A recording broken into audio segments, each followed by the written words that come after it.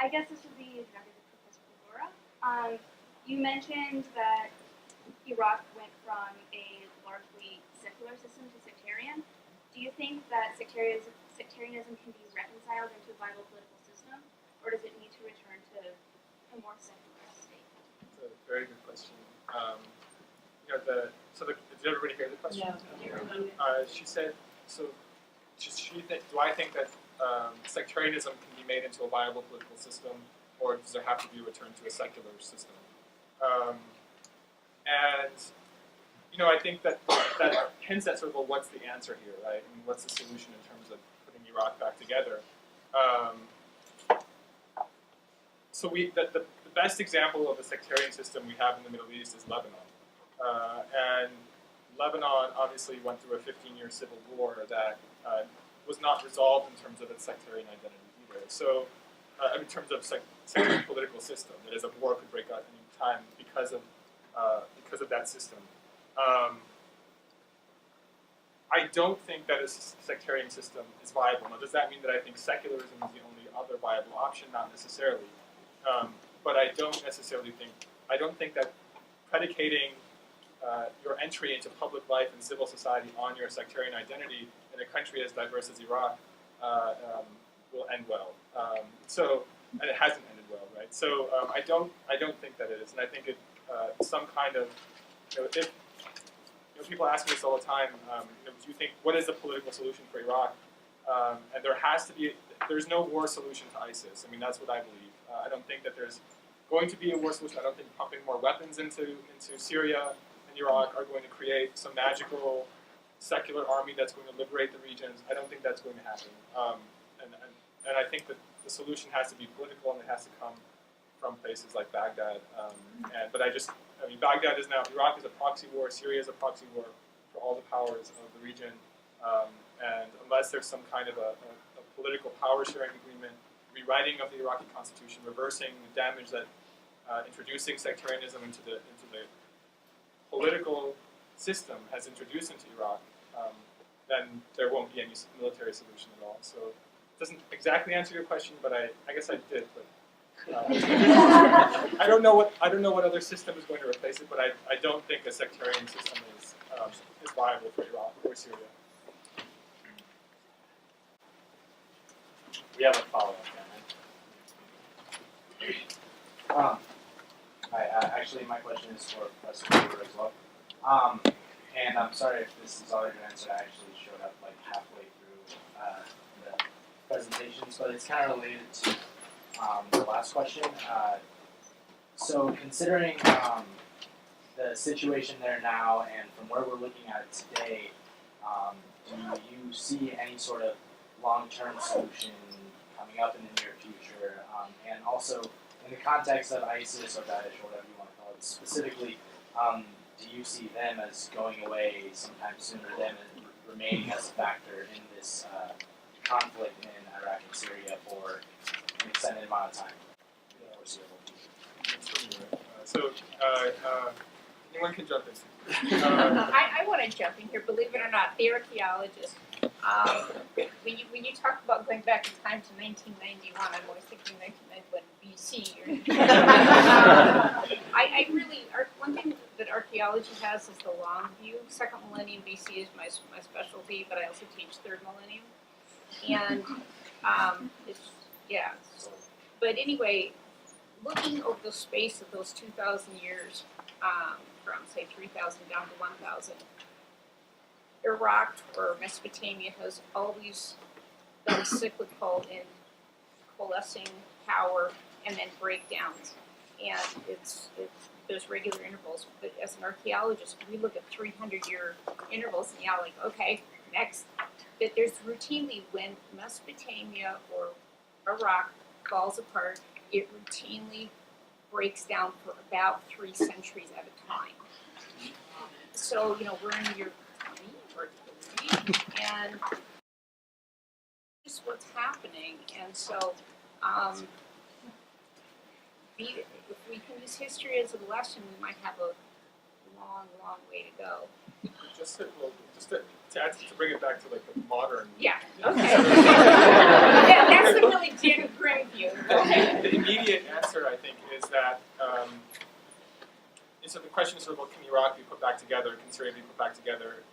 Is ISIS going anywhere? And I think actually, I mean, we're in a sort of critical moment in the sense of one of the things that ISIS did when it invaded Mosul in northern Iraq was it sort of had a sign that's at the end of Sykes-Picot, which is, I don't know if you know what the Sykes-Picot Agreement was, but the Sykes-Picot Agreement, in fact, carved up the Middle East. The French and the British after World War I created these boundaries. And throughout the 20th century in the Middle East, you have various ideological formations that have resisted the imposition of those borders on the Middle East that the French and the British created. So Iraq was a creation of the British, Syria and Lebanon was a creation of the French. I mean, they carved it all out. So whether it was secular Arab pan-Arab nationalism, which the vision was all Arabs will unite in a secular state, or now a kind of religious vision of ISIS saying we're going to erase this boundary and this border, and we're going to unite all Muslims in a caliphate, the Ummah, right? So I think you're witnessing a kind of reordering of the political system itself, the political realities of the Middle East.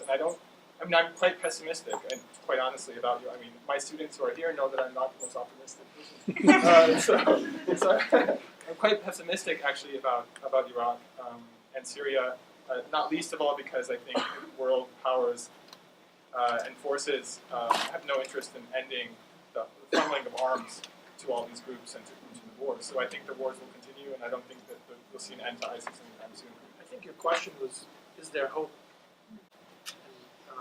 And at some deeper level, and my own sense is, to resort to Kafka, he said, there's hope, plenty of hope, just not for us. I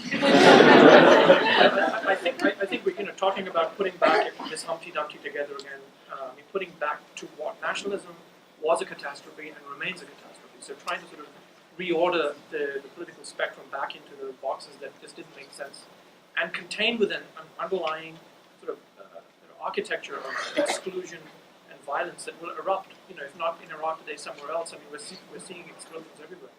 I think what this shows, what's happening in this region, is it kind of reveals an underlying darker. It shows us very clearly sort of an underlying darker diagnosis of the modern condition, of which what's happening in Iraq is a giant catastrophe.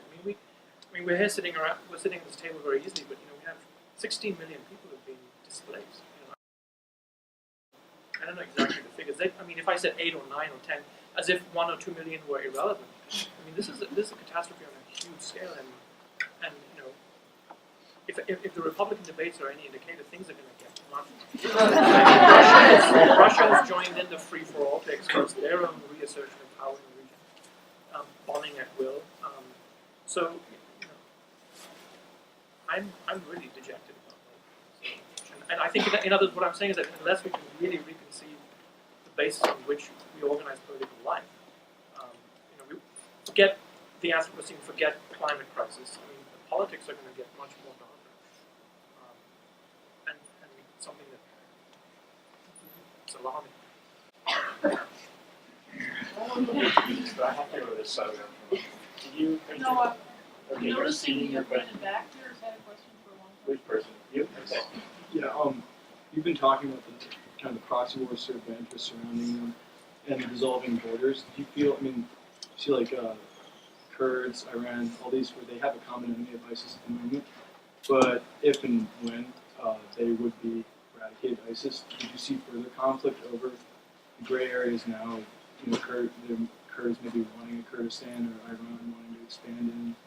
Or would you see any greater conflict after ISIS over like who has this territory now between all these? Yeah. That leads into the previous question in the sense of, well, if ISIS were defeated, which again is not on the horizon at all, I think.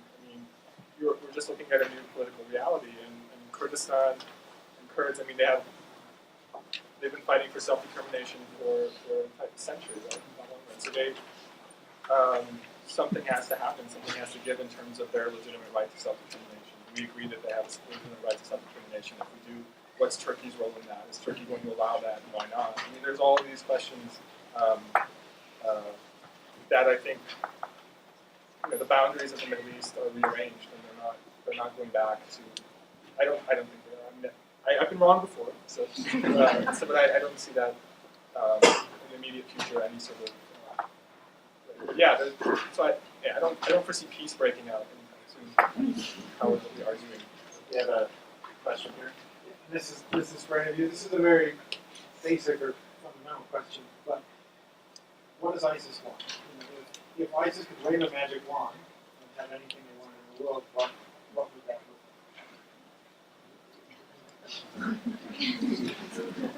I mean, are we going by what they say by their own statements? They want a country. They want kind of new pan-Islamic nationalism with their chosen Khalif, whoever is going to be al-Baghdadi right now, as the sovereign supremo of this new counter-Western, but nonetheless national territory. I think that's, and within it should rule supremely Sharia law. That's what they say on the surface. But now the question is, how do we unpack that? What does it exactly mean? And is the Sharia state fundamentally opposed to, say, Western capital and modernity? Well, clearly not. When you see, say, countries like Pakistan, when you see Saudi Arabia. I mean, so I don't know what ISIS wants. I just know that power. That's fundamentally it. In the same, the point that I was trying to make in a very convoluted presentation that I gave was effectively that ISIS is. We're largely talking about ISIS because of the spectacular nature of the violence. On a large scale, they're not a huge force, as you pointed out immediately. They're not, there's not people flocking to join ISIS, and ISIS is not doing. In Afghanistan, you'd think ISIS, which is sort of radically jihadist, Wahhabi, Islamic, all of those terms, would be best friends with, say, a group like the Taliban, but they're opposed to each other. They hate each other right now. The Taliban and ISIS are duking it out, kind of like aliens versus predators in so, I think the question is not so much what does ISIS want, because I don't think that would be that kind of power that would be able to have that kind of authority in the region. They've emerged out of a vacuum, and that vacuum has its own conditions of possibility. Those conditions of possibility lie elsewhere. They're not sort of necessarily endemic to Iraq. There are, of course, indigenous factors that play into it, but I think that we have to ask the question is, well, what do we want? Because our role in that region is far more decisive than a beheading here or a beheading there. Not to make light of mass executions that are there horrendous, but that's their way of projecting power. I think, but the real power in the region lies with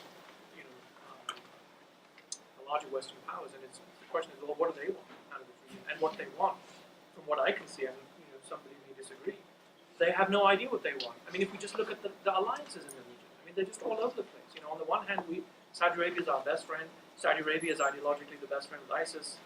Turkey is a modernist European partner, yet they've been supporting ISIS, underhand because they don't like the Kurds. The Kurds don't like the. If we drew a map of these insidious relationships, it's like people sleeping with each other. That's why I said that we don't even know who the offspring are anymore. Absolutely. It's a real mess. Russia is our big enemy, but they're kind of doing, Trump's saying, yeah, great, our enemy is helping us, let them bomb away. So Let them be another quagmire, right? Iran is supposed to be, if you look at sort of political discourse in the United States, the two things that come up in Republican debates and to some extent Democratic debates is this reliance on the notion of ISIS as the horrible enemy that we are going to smash and kill and destroy. This sort of assertion, again, of power and violence, without any critical examination of our own role in the production of these forces. But, on the other hand, there's Iran. But quite clearly in this game that, say, Obama is playing, Iran is playing a vital role in defeating the big enemy, even though they are also the big enemy.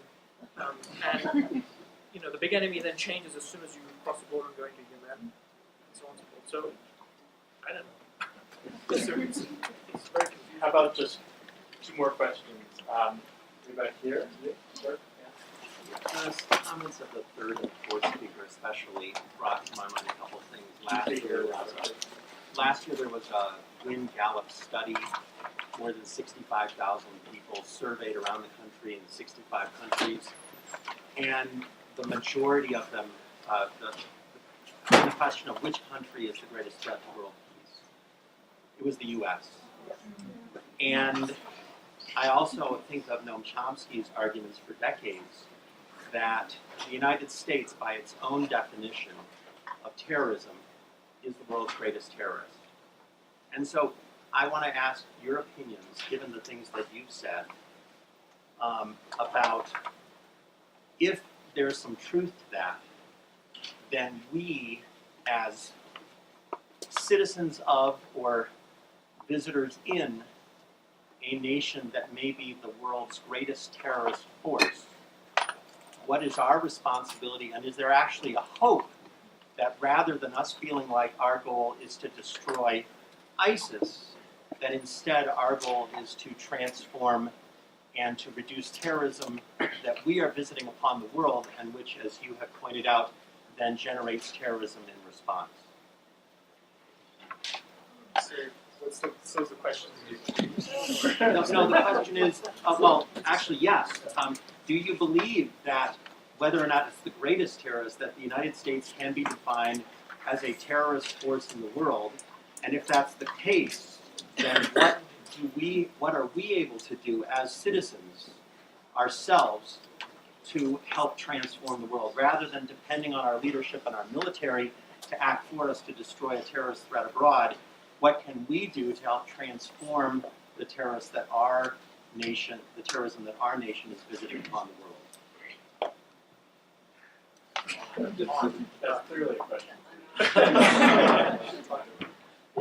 I understand. Obviously, I understand Chomsky's point, and I'm sympathetic to what you're saying. I think it's a mistake to draw that kind of an equivalency. And I think what I'd say is that, maybe it's a mistake to think of ISIS as terrorists. In Islamic terminology, what they have accomplished is basically fitna, which is a complete lack of any kind of social order, which is different from calculated kind of killing, whatever the case may be. And they have different realities. So I'm not so sure if I'm comfortable with that comparison. Not because I disagree with the way in which Chomsky means that, but because I think there's something different about the sort of lack of any kind of social order that comes out of the Lebanese Civil War or Anybody else want to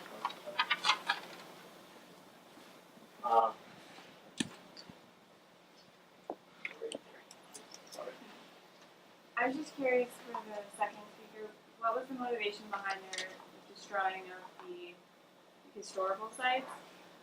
Are they trying to eliminate the representation of that history, or is it just kind of more of an aspect motivated by disrespect? I think initially they were trying to, initially they said what they were trying to do is blowing up anything that they thought was I don't want to say Muslim because that's not what's the word I'm looking for? Idolatrous. Idolatrous, thank you. Yeah, and I think that that was the initial thing, and then it sort of, as somebody, when we were talking the other day, these sites have existed for thousands of years and never really bothered anybody in terms of idolatry. But I think they were a target. I think because it's World Heritage, that they are World Heritage sites, that it's a way to grab headlines, and it just sort of, it might have just snowballed. The only analogy that I happen to know of is in ancient Egypt, where you wanted to destroy people, you would destroy their image, and that actually destroyed their access to the afterlife. But I don't think that's what's going on here. Is it originally it was kind of idolatry. Why they blew up the stratigraphy of Nimrud, blew up the site, it's like they're trying to create a clean slate. At least that's what they're saying. I'm not sure I believe it. In this context, it's important to mention a recent story, which is a story about Hobby Lobby setting up a museum in Washington, D.C., essentially a Bible museum, and basically purchasing antiquities that ISIS is, purchasing antiquities coming out of Iraq and now being under federal investigation, and people realizing that some of these transactions have taken place after ISIS has come about, the appearance of ISIS. So if that's the case, then essentially they're funding terrorism. So why do they destroy things? For the reasons that Jeanne mentioned, obviously, but also because to some extent they get money for it. I heard the figure I heard was they're making $1 million a day at Palmyra, where they've been blowing up the arches in the temple. Apparently, they're either providing bulldozers, or if you can bring your own bulldozer and your own backhoe, and they're just ripping the sites apart. And it's the last slide I showed you, which is the tell, which is basically a big artificial hill. That's not spectacular. There's nothing. That's, believe me, that's hard to rip apart. It's the flatter sites like Palmyra that are easy to basically just dig them up with backhoes until they get something that they can sell. That puts a new meaning into the term BYOB. I was looking right at this guy and